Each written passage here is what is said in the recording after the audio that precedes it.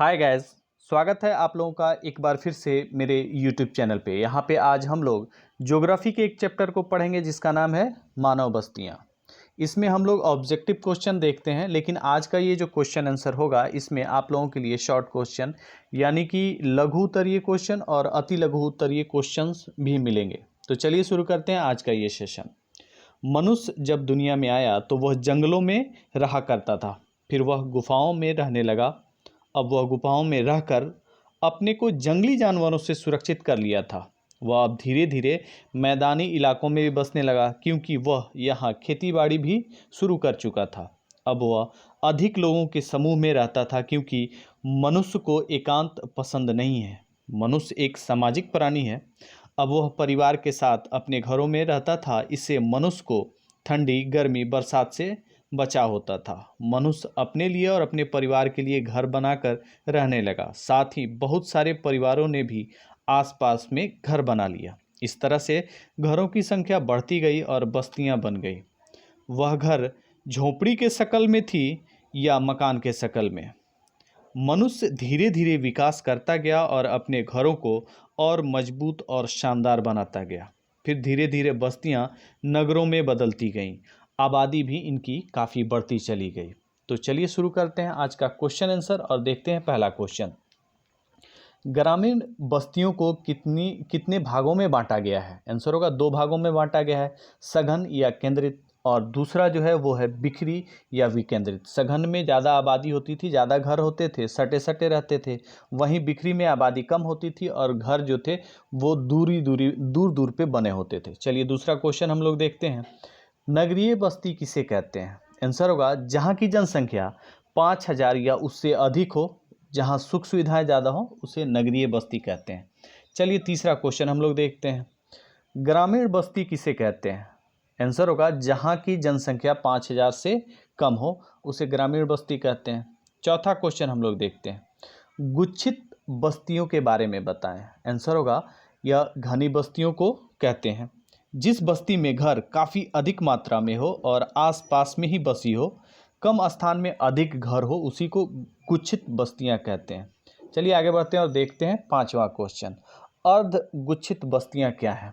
Answer होगा बस्तियों की आकार छोटी होती थी और उसमें घरों का घनत्व भी कम होता था। ये वो बस्तियां होती थीं जो छोटी छोटी होती थी और ज़्यादा नज़दीक नज़दीक भी इसमें घर नहीं बने होते थे। आगे बढ़ते हैं और देखते हैं छठा क्वेश्चन। परिक्षिप्त बस्तियां या एकांकी बस्तियां किसे कहते हैं? आंसर होगा जहां घरों की संख्या कम हो और वह एक दूसरे से सटे ना हो, यानी कि ये बस्ती बिखरी हुई होती थी। यहाँ घरों के बीच में दूरियां अधिक होती थी, सटे सटे नहीं होते थे। ऐसी बस्तियां अक्सर वन क्षेत्रों में या पहाड़ों पर आपको देखने को मिलती है। चलिए आगे बढ़ते हैं और देखते हैं आठवां क्वेश्चन। ग्रामीण घरों को कितने भागों में बांटा जा सकता है? आंसर होगा 4।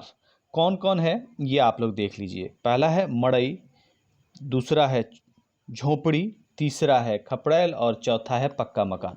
तो थोड़ा सा हम लोग इन घरों के बारे में भी जान लेते हैं। मड़ई किसे कहते हैं?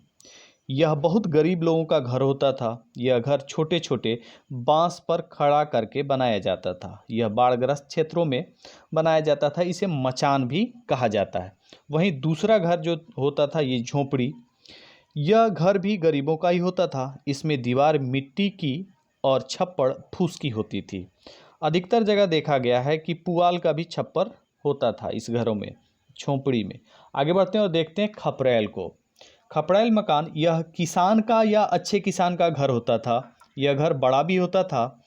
इसके दीवार मिट्टी की मोटी परत से बनी होती थी। चारों ओर कमरे बने रहते थे और बीच में आंगन होता था। जो चौथा घर है वो है पक्का मकान। यह मकान धनी मनी लोगों का होता है, जिससे ईंटों की सहायता से बनाया गया होता है। छत ढालवा होता है। ऐसे घर में सुख सुविधाएं ज़्यादा होती हैं। तो चलिए हम लोग आगे बढ़ते हैं और देखते हैं 9वां क्वेश्चन। 2011 के जनगणना के अनुसार भारत में नगरीय जनसंख्या कितनी प्रतिशत थी? आंसर होगा भारत के कुल जनसंख्या का 31.16% नगरीय जनसंख्या थी 2011 में। आगे बढ़ते हैं 10वां क्वेश्चन। 2011 के जनगणना के अनुसार भारत में 1 लाख से अधिक जनसंख्या वाले नगरों की संख्या कितनी थी? आंसर होगा 2011 के आसपास में 1 लाख से अधिक जो नगर थे वो 423 थे। आगे बढ़ते हैं और देखते हैं 12वां क्वेश्चन। धार्मिक और सांस्कृतिक नगरों के बारे में बताएं। आंसर होगा जो धार्मिक रूप से विख्यात हो, जो नगर धार्मिक रूप से विख्यात हो, जैसे काशी, प्रयाग, हरिद्वार, मथुरा आदि। नेक्स्ट क्वेश्चन हम लोग देखते हैं 12वां क्वेश्चन। वाणिज्यिक या व्यापारिक नगर कौन होते थे? आंसर होगा जो नगर व्यापार के लिए विख्यात हो, जैसे मुंबई, चेन्नई, कोलकाता आदि। नेक्स्ट क्वेश्चन हम लोग देखते हैं 13वां। भारत के खनन नगर के बारे में बताएं। आंसर होगा जो नगर खनिज क्षेत्र में बसे हुए हों, जहाँ पे खनन चलता रहता हो, जैसे झरिया, डिगबोई, खेतड़ी आदि जगहों पे खनन बराबर चलते रहता है, इन्हें हम लोग खनन नगर भी कहते हैं। सॉरी, खनन नगर। भारत में खनन नगर के बारे में बताएं तो आप लोग खनिज नगर में बसे नगरों को क्या कहेंगे? खनन नगर कहेंगे। आगे बढ़ते हैं 14वां क्वेश्चन। छावनी नगर किसे कहते हैं? आंसर होगा वो नगर जो सैनिक छावनियों के आसपास बसे हों या उसी नगर में सैनिक छावनी हो, जैसे दानापुर हो गया, अंबाला हो गया, जालंधर हो गया, और भी बहुत सारे शहर हैं। चलिए आगे बढ़ते हैं और देखते हैं आज का 15वां क्वेश्चन। शैक्षिक नगर भारत में कौन कौन से हैं?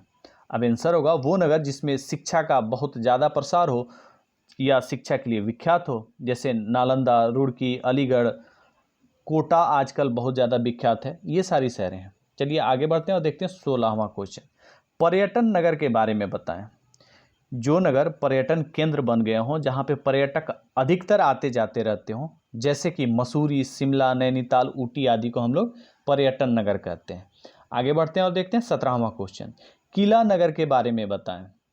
आंसर होगा वो नगर जहाँ पे राजा महाराजाओं ने बड़े बड़े किला बनवाए थे, उन्हें हम लोग किला नगर कहते हैं, जैसे चित्तौड़, जोधपुर, अजमेर, ग्वालियर आदि जो नगर हैं इन्हें हम किला नगर कहते हैं। नेक्स्ट क्वेश्चन देखते हैं 18वां क्वेश्चन। ग्रामीण बस्तियों में किस कार्य की प्रधानता होती है?